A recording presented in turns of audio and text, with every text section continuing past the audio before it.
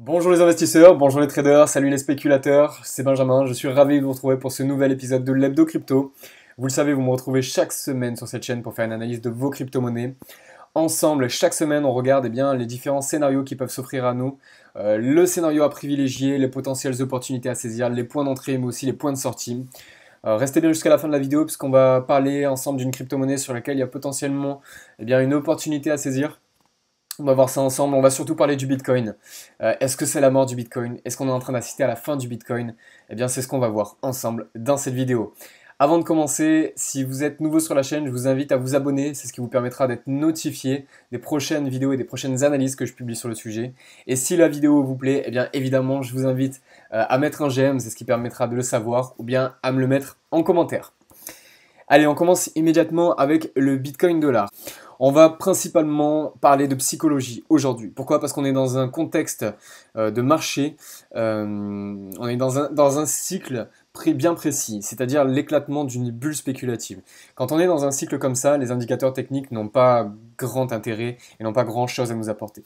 Donc on a bien eu un engouement de spéculateurs qui a mené à une explosion des prix à la hausse. C'est-à-dire que cette hausse que nous avons subie laquelle nous avons pu profiter en fin d'année dernière n'a pas eu lieu parce que le Bitcoin s'est beaucoup plus développé qu'auparavant, mais simplement par pure spéculation parce qu'il y a eu un engouement énorme, il y a eu des effets leviers qui se sont mis en place, et donc tout ça a mené à des fausses croyances et un émotionnel très très fort et des positions acheteuses de plus en plus marquées. Lorsqu'il y a eu une première prise de profit de la part de certains investisseurs et certains traders, il y a eu un renversement émotionnel qui s'est passé. Et lors du prochain rebond et donc du vrai crash de cette bulle spéculative, on est passé par tout un tas de paliers émotionnels. Que ce soit la peur, que ce soit l'espoir, le désespoir, les croyances, les fausses croyances. Aujourd'hui, on est dans une phase bien spécifique, on verra ça juste après. Alors, est-ce que c'est la mort du Bitcoin ou pas? Encore une fois, on parle ici purement de psychologie. Dans un contexte de marché comme cela, et même dans un contexte de marché classique, retenez toujours que derrière tous ces graphiques, derrière tous ces indicateurs, ce sont des hommes avec un grand H qui prennent et qui décident de prendre ces positions ou pas. Même les ordinateurs qui vont prendre des positions automatiques ont été formatés et programmés par des hommes. Donc si tout le monde se dit que à ce moment-là, le Bitcoin ne vaut plus rien, les prix vont chuter, et les rares qui se diront que non, une hold, on lâche pas le Bitcoin, et bien finalement, eux aussi vont clôturer leur position, voire vont se faire clôturer leur position s'ils ont des effets leviers et que leur exchange les sort automatiquement. Donc c'est ce qu'on a eu ici quand on a eu cet éclatement de cette bulle spéculative. On est passé par différentes sources émotionnelles, mais on est aussi passé par du désespoir et par certaines personnes qui ne voulaient pas lâcher le Bitcoin, pensant qu'il allait continuer à monter et d'un coup rebondir, et qui finalement petit à petit ont décidé de shorter les positions, voire de les couper totalement. Alors est-ce que c'est la fin du Bitcoin? Eh bien pour ça on va prendre un peu de recul et on va passer ça en logarithmique, le logarithmique qui nous permet d'avoir une évolution en pourcentage et donc sur du long terme de pouvoir avoir une visibilité meilleure. Et on va aussi passer le graphique en hebdomadaire. Voilà. Donc en hebdomadaire, on a ici les prix à 2013, 2014, 2015 jusqu'à aujourd'hui. Et donc on voit bien que finalement, la chute qui est actuellement en cours est identique à des choses que l'on a déjà connues auparavant. Et lorsque l'on trace notre ligne support, hop, on va pouvoir voir que si on prend ici, hop, le dernier plus bas, et que l'on vient tirer ça en faisant en sorte de toucher les bougies les plus basses, eh bien on voit que finalement on est toujours dans une forte tendance haussière et que le Bitcoin est loin d'être mort. Alors on pourrait tracer une résistance au-dessus, bien qu'elle soit peut-être un peu précoce, hop, puisque je vous le rappelle, pour qu'une ligne de tendance soit validée, il faut qu'il y ait 3 points de contact. Donc ici, on n'a que 2 points de contact, mais bon, ça nous permet de dessiner un canal et de pouvoir faire une prévision de ce qui peut se passer. Donc je vais étendre cette ligne de support, et donc on a bien un canal sous nos yeux, un canal haussier qui est en place. Donc effectivement, c'est possible que les prix reviennent sur les 3000 dollars, sur une zone proche des 2000 euros. D'accord? C'est pas quelque chose qui a écarté. C'est pour ça que si on prend des positions acheteuses ici, il faut mettre un stop loss, un stop de protection qui nous permettra de sortir du marché et tout simplement de réduire nos pertes pour pouvoir prendre une position acheteuse plus bas. Maintenant, vous le voyez bien, même si les prix évoluent à la baisse et viennent finalement se cracher vers le bas du support, l'objectif est proche des 42 000 dollars. D'accord? Donc, est-ce que le Bitcoin est mort à votre avis quand vous voyez ça? À votre avis, est-ce que le Bitcoin est mort? Regardez. Lorsqu'on a eu la première phase de baisse, ici, on avait perdu 57%. Si je prends au plus haut, on avait perdu 70%. Derrière, on a repris 1500%. C'est de l'approximatif, hein, j'ai fait approximativement. Ici, on a perdu jusqu'à 80%. 80%. 80% et on est resté dans une zone de consolidation de janvier 2015 à septembre 2015. Et même, je pourrais dire ici à novembre 2015, jusqu'à ici un point pivot. D'accord? Ici, on avait un point pivot. Lorsqu'on a franchi ce point pivot, on a cassé la dynamique baissière et on a cassé le range qui était en place lorsque l'on a traversé ce point pivot. Hop, première fois ici et deuxième fois. Donc là, eh bien, on est en train d'assister à la même chose, c'est-à-dire que depuis les plus hauts, le marché s'est effondré de 64%. Donc il peut encore descendre. Mais est-ce que c'est la mort du Bitcoin? Pas du tout. Donc comment réfléchir les prises de position actuellement? On va repasser sur du Bitcoin euro pour ça. Hop. Donc ici on a le haut de notre graphique. Donc on évolue dans un triangle baissier qui se caractérise par un point de contact ici sur notre zone support, un rebond sur la zone de résistance supérieure et puis plusieurs rebonds qui viennent nous faire rebondir à la fois sur une zone de support en bas et même une zone de bottom et une zone de résistance que l'on a tracée en traçant une ligne de tendance qui prend le point le plus haut et qui vient effleurer, hop, et qui vient effleurer les cours. Alors, est-ce qu'on prend une position acheteuse ici? Eh bien, c'est très simple. Oui, moi j'ai pris une position acheteuse ici. Alors, c'est une position qui est modérée, c'est-à-dire ici on a un point pivot. D'accord? On avait vu les semaines passées que ce point pivot-là était intéressant pour prendre une position acheteuse avec un objectif en haut du triangle. On avait vu aussi que pour se protéger, on mettait un stop loss vers la zone support, vers les plus bas, au cas où notre scénario soit invalidé. Ce qui nous aurait permis de faire entre 5006 et 6100, 7200, ce qui nous aurait permis de faire un 20% à peu près, et ici à peu près 10% de perte. Donc on serait sorti du marché à 15% de perte si on avait pris une position sur les 6000. On va faire comme ça, on va voir très concrètement. Hop. Hop. Si on avait pris une position à la sortie, voilà, hop, voilà, ouais, c'est ça. Donc 22% avec une prise de position vers les 5800 euros, on aurait eu un objectif à 22% et un stop à 15%. On appelle ça un ratio gain positif, c'est-à-dire que si le stop loss est touché, cela représente moins de pertes que ce que l'on s'autorise à gagner. Donc c'était notre premier point pivot. Ici, on prend une petite position acheteuse. Parce que si notre scénario est invalidé, il faut bien prendre en considération le fait qu'on ne peut pas s'autoriser une perte qui soit trop importante en termes de liquidité par rapport à notre disponibilité, à notre capital disponible. Donc ici, petite position, et je vous l'avais expliqué, si on sortait du triangle et que l'on avait une confirmation de cette sortie du triangle, on aurait eu une confirmation de la traversée de notre deuxième point pivot. Là, on aurait pu prendre beaucoup plus de positions. Là, on aurait eu une confirmation du marché bullish. Les acheteurs auraient une confiance accrue dans la hausse du marché et donc tout ça nous aurait mené à un bull market. Donc finalement, ce n'a pas été le cas. On a rebondi On a rebondi ici, donc on avait traversé un petit peu le triangle, puisque là il a été retracé.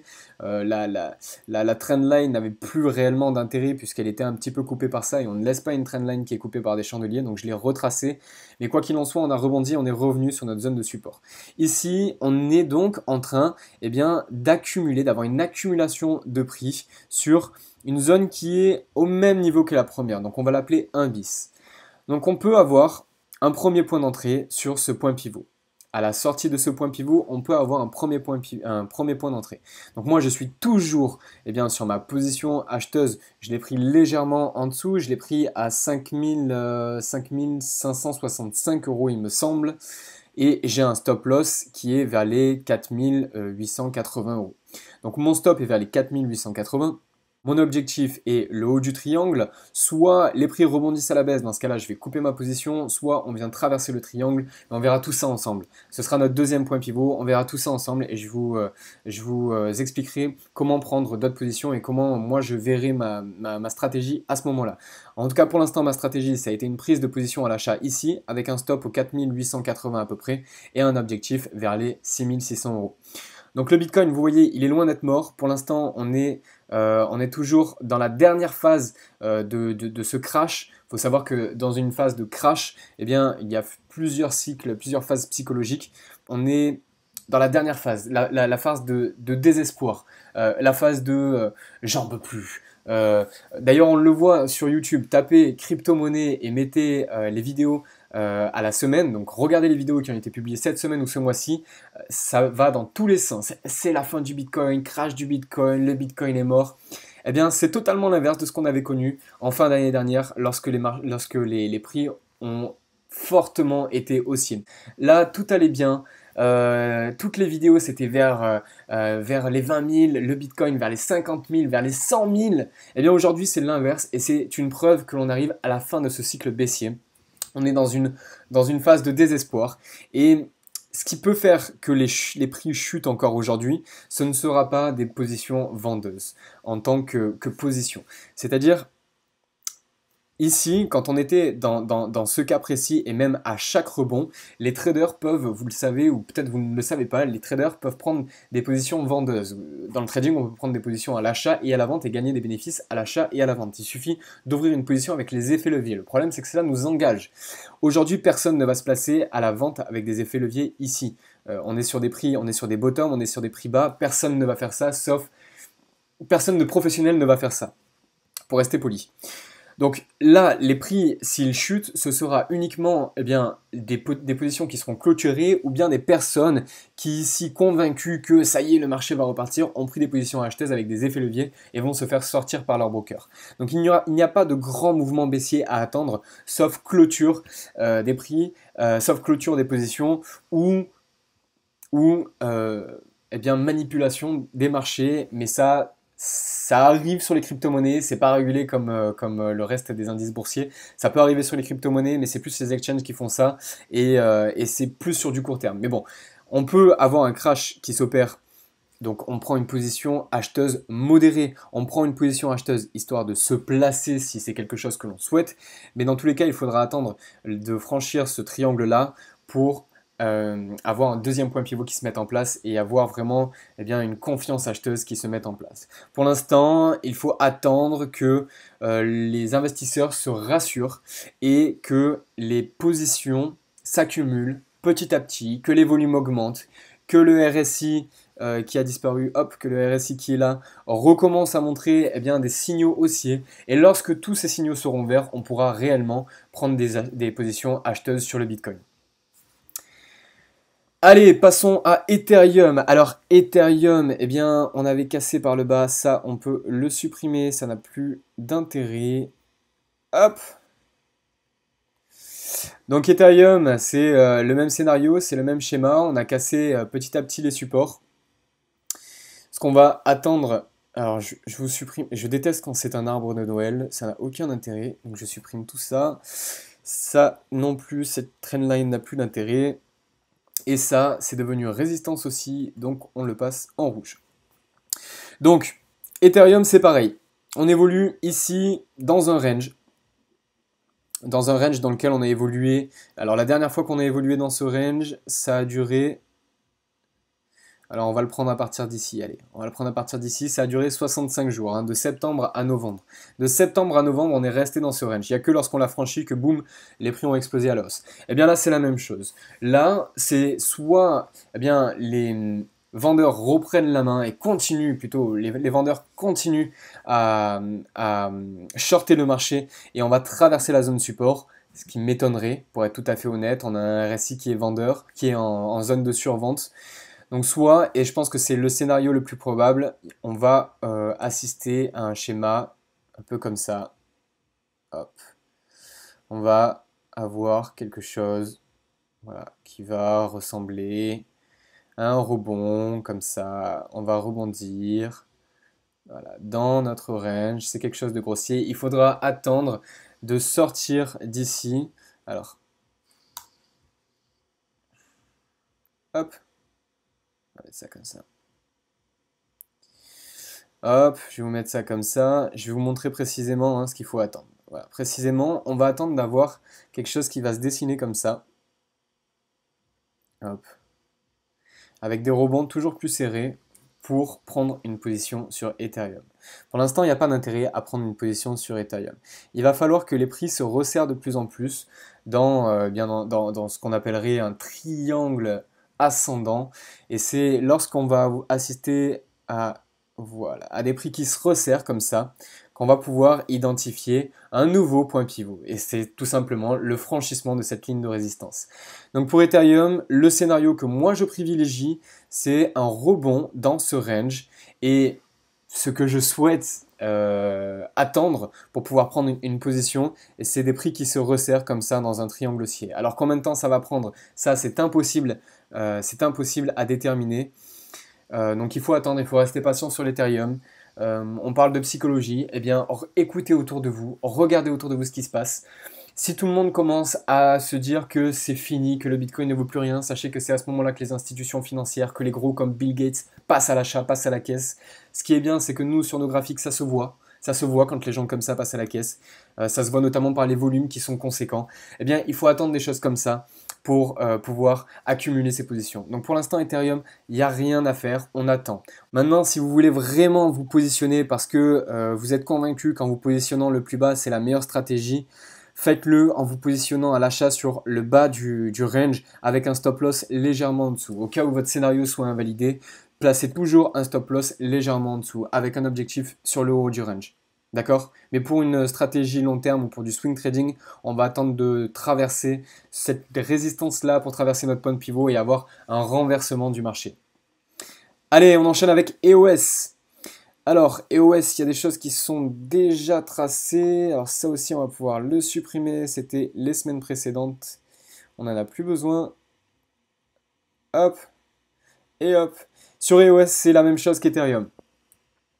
Hop, on va mettre ça à 4 heures. Sur EOS, c'est la même chose. Là, on évolue dans un range. Dans un contexte de range, il y a une indécision. Ça part dans tous les sens. C'est vraiment pas mon contexte favori.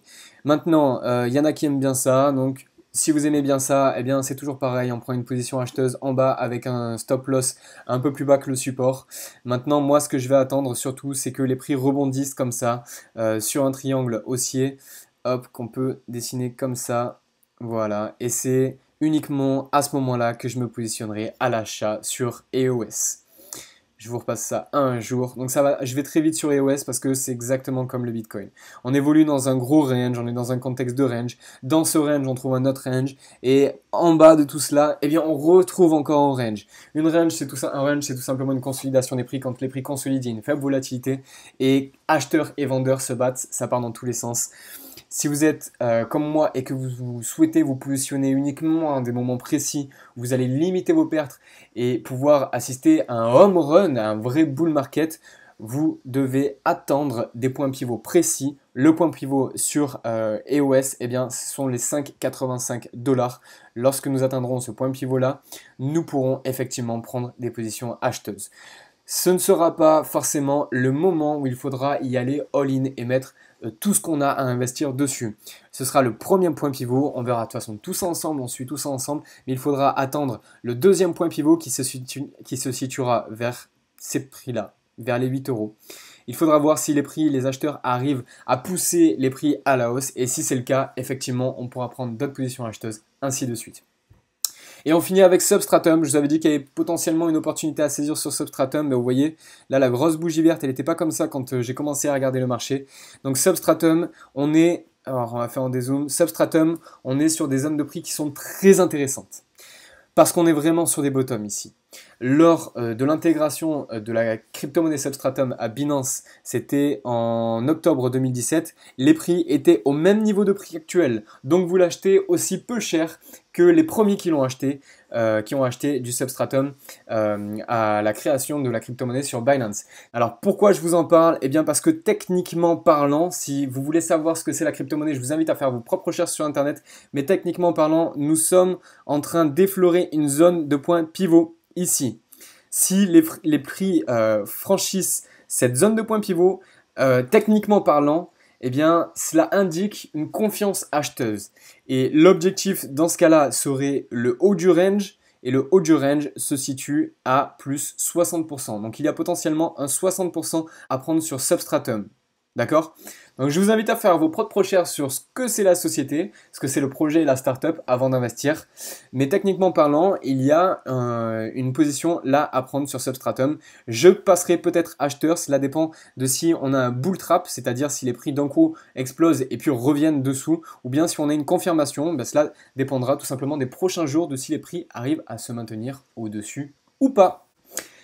Voilà, c'est tout pour cette analyse. Écoutez les amis, je vous souhaite de très bons trades. Je vous dis à la semaine prochaine. Portez-vous bien. Ciao, ciao.